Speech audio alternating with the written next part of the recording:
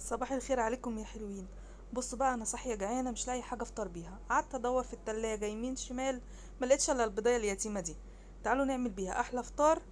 زي ما انتم شايفين كده، الطاسه شكلها بيتكلم بتزغرط كده من الحلاوه.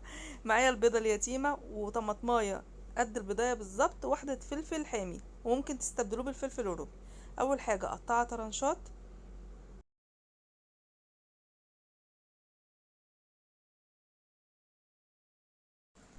هقطعها شرايح سميكه شويه كده زي ما انتم شايفين.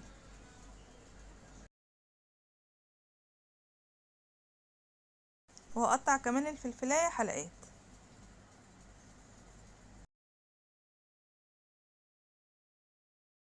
انا معايا هنا قرن الفلفل كبير شويه، فانا هستخدم نصه بس. معايا طاسه سخنه على النار، هنزل بمعلقه سمنه كبيره، وممكن اي ماده دهنيه تحبوها، زيت زيتون، زيت ذره، زيت نباتي، مفيش اي مشكله. وبعد السمنه ما تسيح هننزل عليها بالطماطم. وخدوا بالكم بقى من الحته اللي جايه دي، وشوفوني وانا بولع في المطبخ. معرفش هي عملت ليه كده، الرذوذ بتاع الطماطم عمل النار دي. بس ما تخافوش، اما يحصل معاكم كده ارجعوا لورا وهي هتتشفي لوحدها. ونسيت اقول لكم ان لازم الطماطمايه تكون ناشفه، تكون ماسكه نفسها كده، ما تكونش طريه وفيها ميه كتير. هتبلها بحاجه بسيطه كده من الملح، يا دوبك كده ما بتاخدش نص دقيقه. ونقلبها، هنلاقيها خدت اللون المحمر الجميل دوت. تقلبيها على طول. والناحيه التانية كمان هتاخد زيها نص دقيقه او دقيقه الا ربع، مش اكتر من كده. وفي الوقت ده انا هنزل بقطع الفلفل. وزي ما قلت لكم، الفلفل الحامي ده على حسب الرغبه، ممكن تستبدلوه بفلفل رومي او فلفل الوان عادي، ما فيهوش مشكله. ورشه ملح خفيفه كده خالص على الناحيه التانية من الطماطم.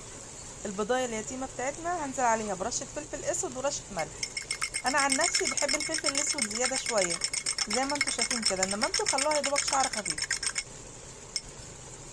في الوقت ده انا ههدي النار، اخليها متوسطه، وانزل بالبيض على الطماطم والفلفل. وكمان هغطيها لمده كده نص دقيقه. خلصت كده طاسه البيض؟ لا لسه هدلعها، واحط لها حته جبنه موتزاريلا. وكمان هزود حته كده من الفلفل الحامي، لان حسيت ان هو مش مشطشط يعني، فزود حتتين كده تاني من فوق الوش.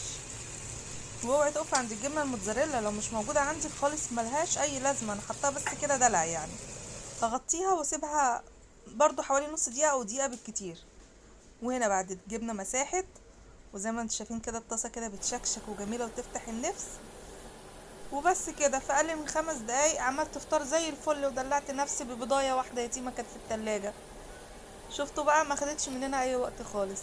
لو عجبكم الفيديو بقى ما تنسونوش في اللايك، ولو اول مره تشوفوا قناتي اشتركوا في القناه، واشوفكم على خير.